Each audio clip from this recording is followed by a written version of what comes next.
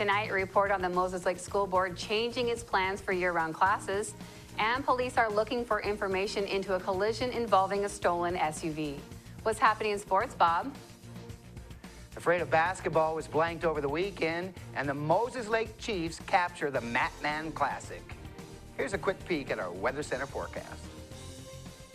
Good afternoon. We have a storm system moving in tonight and another one tomorrow that are going to bring some rain and snow. I'll let you know just how much snow we'll see just ahead in weather. I'm Amber Jenks, and we have all this and much more on iFIBER 1 News.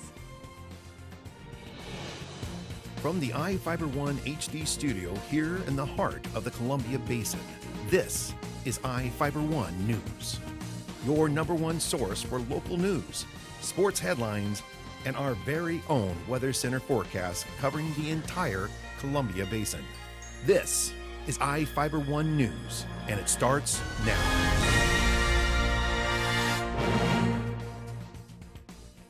A Portland woman killed in a collision was reportedly sleeping in the backseat of a Jeep when the SUV collided with a pickup truck. Tyler Cowdery, a 35-year-old Portland man, was driving a 1995 Jeep Cherokee south on Road O Southeast. He allegedly ran a stop sign at the intersection of Road 2 Southeast, and the Jeep was struck by a westbound 1992 Dodge Dakota on Thursday afternoon. According to the Grant County Sheriff's Office, Lauren Schatz, a 31-year-old Portland woman, was sleeping in the back of the Jeep, was reportedly not wearing a seatbelt. She was ejected and died at the scene. Cowdery was flown to Cadlick Medical Center in Ridgeland for broken ribs and a lacerated spleen. The driver of the pickup truck, 27-year-old Moses Lake resident Dylan Leslie, was taken to Samaritan Hospital in Moses Lake for minor injuries. A 4-year-old Brindle pit bull named Jenny, riding in the Jeep, ran away after the collision and was not found. The Moses Lake School Board has decided not to move forward with plans for year-round classes for the 2017 school year. Reporter Devin Higgins has the details. Any questions, comments? The Moses Lake School Board of Directors made their first big decision of 2016 during their Thursday meeting. After more than 3 years of debating about ways to address overcrowding in the district, the board considered adopting a year-round multi-track schedule if new facilities weren't going to be available. In a turnabout from where they were a year ago, the directors voted unanimously on Thursday to scrap the plan, with Eric Stone saying it wasn't the best plan for students going forward. I will say that we have an overcrowding need. Currently it's being met by our extended day, but that was the initial impetus of the board to look that over. And so, but after looking at it and seeing the options, it doesn't appear it's going to work for our district at this time. Assistant Superintendent Josh Meek applauded the board for making the decision while acknowledging it doesn't change the primary needs for the district. As you know, the issue's not going away, and so now we move on to the next chapter of planning for a bond and what might be a better solution for our district. Board members said the task now is creating a bond package which Moses Lake voters will approve. In Moses Lake, Devin Higgins for iFIBER 1 News. Neither of Grant County's Walmart stores is going to close. The Arkansas-based retail chain announced on Friday plans to close 154 U.S. stores. The majority of the closures affect 102 of the company's smaller Walmart Express stores. The Express stores were designed to act like convenience stores, but were not able to compete with the neighborhood stores. The remaining closures include 23 neighborhood markets, 12 supercenters, and 7 stores in Puerto Rico, 6 discount centers, and 4 Sam's Clubs. According to company statement, the closures are occurring later in January or in early February. The closest closures are in Oregon. Neither the Moses Lake nor the Ephrata locations were on the list of closures. Police are seeking information about a collision involving a stolen SUV near Moses Lake. A man reportedly fled from a 2001 Jeep Cherokee after being struck by a car and being knocked off of State Route 17, north of Moses Lake. The suspect reportedly left on foot and may have gotten into a different vehicle. According to Washington State Patrol Trooper Darren Wright, the other driver involved in the collision was not able to provide a good description of the suspect. Troopers did not know at the time of the collision the Jeep was stolen. The owner reportedly told Moses Lake police the next day he thought the SUV was repossessed because he was behind on payments. Anyone with information is asked to call the Washington State Patrol office in Moses Lake at 509-765-6171. Now we take a look at people being sought by law enforcement. This is Sheriff Tom Jones with the Grant County Sheriff's Office. Each of the people you see here have a warrant for their arrest. If you see any of these people, we ask you do not attempt to detain or apprehend them, but call us at 509-762-1160 or send us an email at crimetips@co.grant.wa.us. If the person is presenting a danger, call 911. With your help, we can bring these people to justice and make our community safer. We'll be right back after this.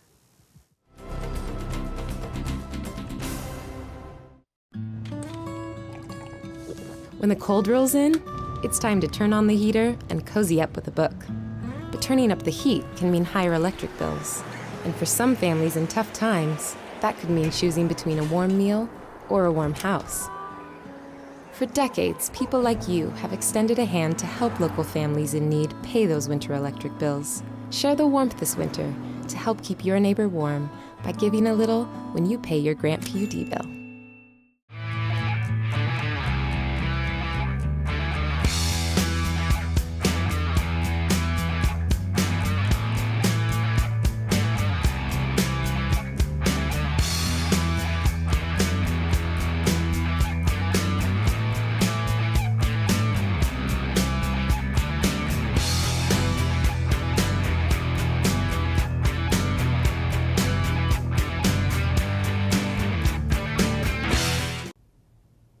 Welcome back. Thank you for joining us. I'm Cristina Sanchez with your local weather segment brought to you by Berry Motors, one great place to buy and service a car.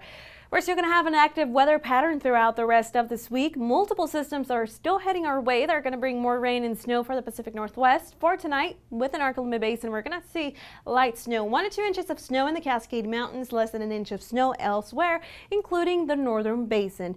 This morning, low temperatures right around the mid-20s for us here in Ephrata, slightly above average, which the average low is 23. High temperatures today right around the mid-30s.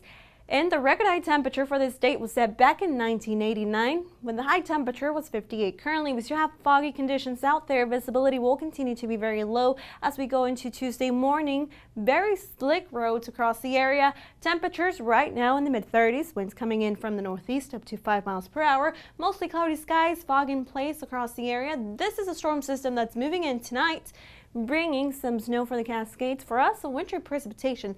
This is a storm system moving in on Tuesday. We're going to see some snow, then turning into rain, then back to snow as those temperatures drop.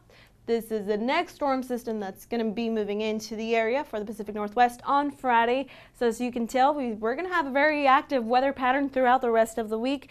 And as we take a closer view into what we can expect tonight, mostly cloudy skies this evening for us here within our Columbia Basin.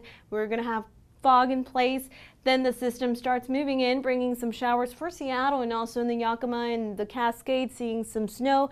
For us, we're going to see this winter precipitation, some snow, then turning into rain and dry conditions for you in Spokane. But as we go into this Tuesday morning, you're going to see slight chance of showers and snow showers for the Northwest. For us here in Ephrata, as we go to work, to school, we're going to have dry conditions with mostly cloudy skies, but slick roads, so definitely be careful out there. But as we head into the afternoon hours, that's whenever the next storm system moves in, bringing snow for the Yakima, winter precipitation in the Cascades, best chance of seeing some snow, and also for us, but throughout the day, we're going to have that wintry mix in place. Now for you in Tri-Cities area, I expect for you to see rain all throughout this Tuesday and also for tonight for us here in Ephrata. Just to our north, as far as snow accumulation, less than an inch, so we're really not going to see a whole lot in snow in the Cascades, between 1 and 2 inches of snow. Spokane, you're going to see some rain on Tuesday afternoon throughout the day. Highs in the Yakima right around the upper 30s. Upper 40s for Seattle, Long Beach 48 as the high with showers in place. Spokane 38. Tri-Cities area right around the low 40s, and for us here in Ephrata, our high temperature right around the upper 30s. Moses Lake 38 as the high. On Tuesday, we're going to see that rain and snow, then rain on Thursday and Friday with highs in the low 40s. To save some energy, I've used Einstein's mass energy equivalents to design the haptic suits you see in front of you. They will maintain our core body temperature while we completely turn off our heat and air conditioning. With the money we save on our Grant PUD bill, I'll be expecting that trip to Disneyland this year. You don't need to be a super genius to save energy and money. Visit grantpud.org to learn how. The new flamethrower cheeseburger now with a $5 lunch. I'm going flamethrower today. Remember what happened last time? I'm going flamethrower today. Gary, do you remember what happened last time? I'm going flamethrower today. Remember what happened last time? Comes with a Sunday now. I can handle it. You know your body, Gary. Go flamethrower. Now the DQ $5 lunch comes with the new jalapeno bacon flamethrower cheeseburger, plus fries, drink, and a sundae. This is fan food, not fast food. Afraid of basketball was blanked over the weekend, dropping games to Ellensburg at home Friday and on the road at Sela on Saturday. Harley Vanata hit for 12 points, Maddie Younger added 10, and Katie Hillard finished with 9 in a 51-38 loss to the Bulldogs. Poor shooting in the first half led to a double-digit deficit for the Lady Tigers. Ephrata fought back to get within 6, 29-23 on this Caitlin Ostrowski tray with 3 minutes left in the third. The Tigers worked this inbound pass to perfection and then got 2 free throws to make it 32-29 Eberg. The Bulldogs closed out the third quarter on a 6-2 run to take a 38-31 score into the fourth. The teams traded buckets early on, but Ephrata went ice cold down the stretch, and the Bulldogs hit their free throws to pull away with it. Eberg's Michaela Shademan knocked down a game-high 30 points. The girls dropped a 56-41 contest at Sela. The Vikings held a 34-21 lead at the half. The Lady Tigers made a gallant effort trading buckets in the second half, but were unable to close the gap.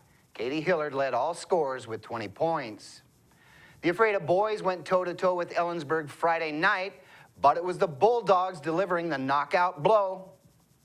The Tigers got out of the gate quick as it was raining threes in the jungle in the opening quarter.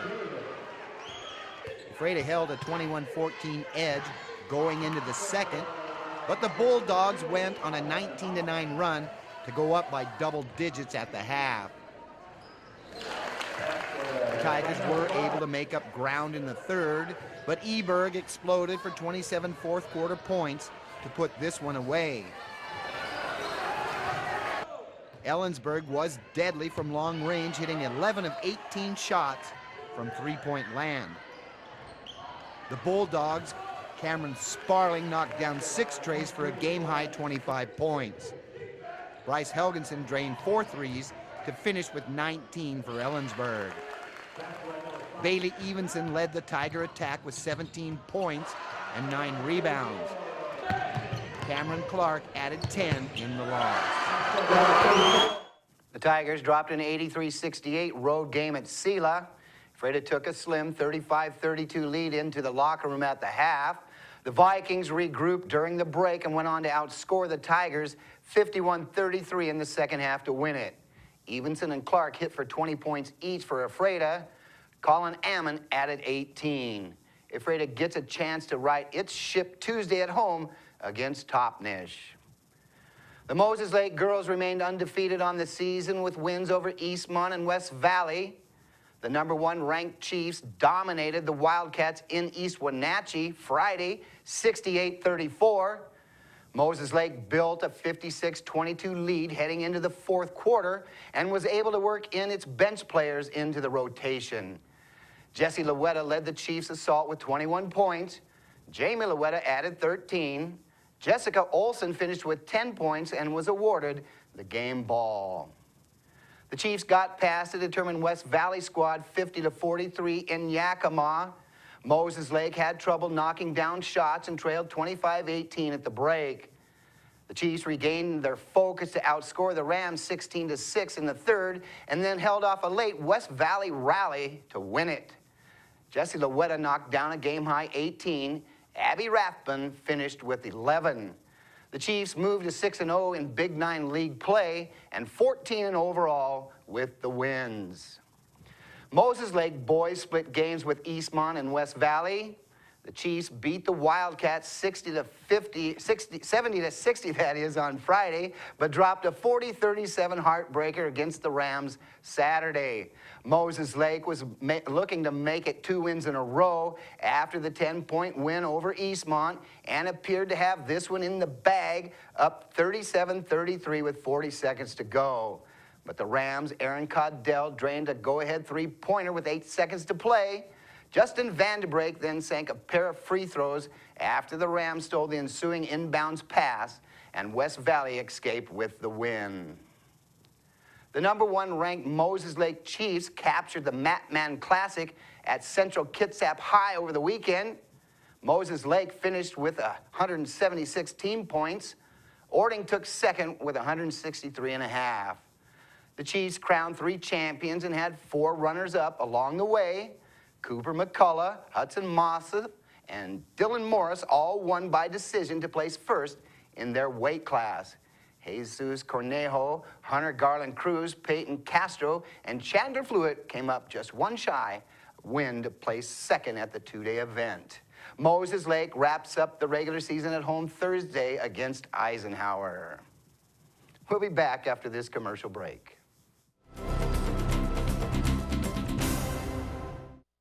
You don't have to drive to Seattle for exceptional cancer care. Confluence Health's cancer program delivers world-class care close to home. We have a highly experienced oncology team in a state-of-the-art facility, and we're a member of the Seattle Cancer Care Alliance, which gives our patients access to world-renowned therapies developed at Fred Hutchinson, the University of Washington Medicine, and Seattle Children's. Together with the SCCA, we're delivering world-class cancer care close to home. Well, one thing I knew from being a patient myself was that a dental office is a scary place to come to. And so we wanted everything possible to make sure that our office is a comfortable place for our patients to visit.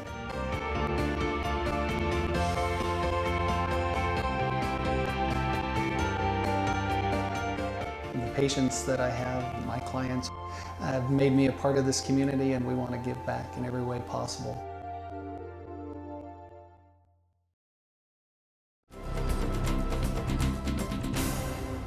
Our spotlight story tonight is about the annual Grant County Cattlemen's and Cattlewoman Banquet in Ephrata, the group's largest fundraiser of the year. Reporter Joe Utter was there and has the story.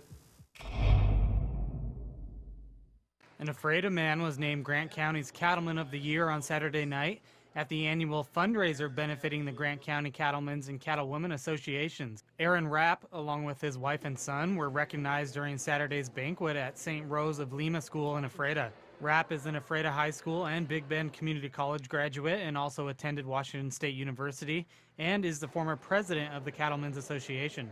Saturday's banquet is the largest fundraiser of the year for the Grant County Cattlemen's Association. Association President Bill Severkrop explains more about their fundraiser and what the funds are used for. Tonight is our annual banquet. It's our main fundraiser for the county. We use the funds for donate scholarships. We do scholarships for the youth, FFA stuff at the fair. And then some of the monies go back to the state to help the state organization out also with whatever may need to be done there, help with lobbying. We do beef promotions. We'll do hamburger cooks for different places like North 40, Quincy Hardware, and that's it. We will help out with any livestock deal in the county that might need some help. Severkrop is also the president of the state's Cattlemen Association, a statewide grassroots organization devoted to promoting agriculture and the cattle industry through education, legislative participation, and legal intervention.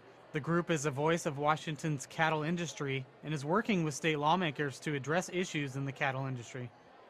On the state issues, there's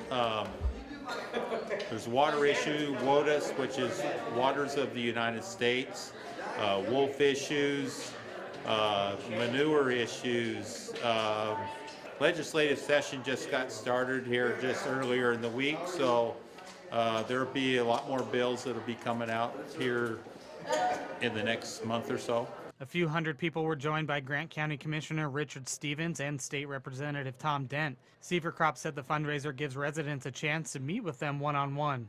Yeah, it's always nice to get them here and people can visit with them one-on-one on issues if their people have issues to talk about. So. This is Joe Utter for iFIBER 1 News. We'll be right back after this.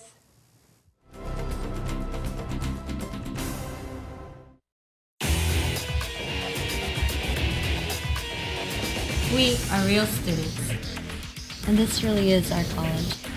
My dream will change the outcome of my life. My college is allowing me to achieve my dream. My dream is to be a pilot. My dream is to be a nurse. Only you can determine your dream. Big Bend will help you get there. What's your dream?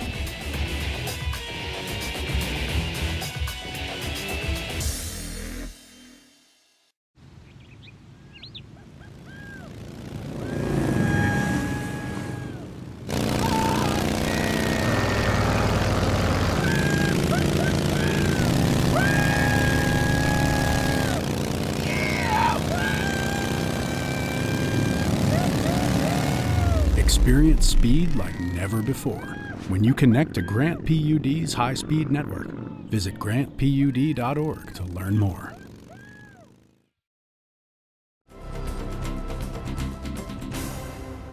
Welcome back. Moses Lake's new city manager will be allowed to live outside of the city. The council decided to waive a requirement for the city manager, John Williams, to live in the city.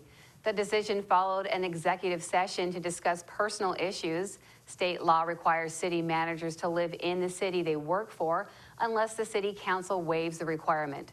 Since it is a requirement, it was included in Williams' contract.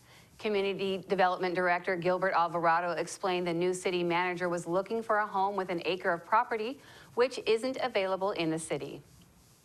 The Moses Lake City Council is meeting Tuesday to talk about the budget. Mayor Todd Voth called a special meeting, the council starting at 6 p.m. The focus of the meeting is to discuss plans for the city's 2016 budget. The city approved a budget which continues the city's current services, but does not include any provisions for spending the remaining $12 million for improvements to facilities. The remaining money is spread across several portions of the city's budget. Roughly $2 million is in the city's general fund. The general fund pays for several of the city's departments, including administration, police, fire, and community development. The remaining $10 million is in sections of the budget with restrictions, such as the water budget. The city normally can only spend money collected in water fees for items related to the water system. The same is true for other utilities, such as sewer, garbage, and ambulance. City Manager John Williams asked for the meeting to discuss plans for how to spend the money. In Northwest News, protesters at an Oregon wildlife refuge say they believe they're being spied on by the FBI after the group found 5 cameras installed near the refuge. For CNN, Wanda Moore has the details. The camera's clear as day. Eyes in the skies? That's what the Bundy Group believes. Somebody, possibly the FBI, I don't know, put these up as surveillance cameras to watch our egress and regress. The group says Harney County residents alerted them to the cameras about 15 miles outside of the refuge. After a few minutes, the box is open. Surveillance cameras? With no network! There's the cameras. This is United States federal government surveillance! Ryan Bundy says this is one of 5 cameras the group was made aware of. We don't like being spied upon. They're taking them down one by one. It's a magnet base, plugs, it is a directional. A souvenir for Lavoy Finicum. I'm going to keep this in where the office where I'm working at. By that he means... this is my office that I work out of. The headquarters of the Malheur Wildlife Refuge. On day 14 of the occupation, the demands remain clear. Is that the federal government shall never have access to these buildings again. Finicum says he knows not everyone in the county agrees with them, but says it's not about the masses. So it's about the one. And so as long as, for me, as long as there's one rancher that says, Lavoy, don't go, here I am. Finicum calls the refuge a symbol for their fight against the federal government. We've taken the fortress and we're here to hold it. In Harney County, Wanda Moore, News Channel 21. A group in Idaho is protesting a controversial refugee resettlement program over fears of possible terrorist attacks. For CNN, Tammy Scardino has a story. Christopher Holton is the Vice President for Outreach for the Center for Security Policy Group. It's a group that does not have ties to the government. Their mission is to promote peace through American strength. Christopher says he's not anti-Islamic, but fears that the jihad threats are growing at an alarming rate. Hardly a week goes by now when we don't see a plot, and it's almost part of the fabric of America now. We've come to accept it. We think that's a shame. This point was reiterated during the meeting. Protesters and media can say whatever they want, but I want you to hear it from my mouth. I'm not against refugees, but I'm against this particular program as it stands, and many of the citizens, I believe, of this state would feel the same way. Outside the Capitol building, a vigil was held, where positive stories of interaction with refugees were shared. The organizer works for the International Rescue Committee, an outreach group for resettling refugees. Julianne Donnelly-Zuhl says the support for refugees has grown, with calls coming in from all parts of the state. She believes in the government's vetting system. We have a system which takes far fewer than 1% of all the refugees in the world. We can afford very much to be very selective, and we are. Just outside of the meeting, a silent show of support with a message that we are more alike than we are different. We're a country made up of immigrants and refugees, and so this is just a piece of who we believe that we really are. That's going to do it here for us at iFIBER 1 News. We want to thank you for watching, and we'll see you again tomorrow.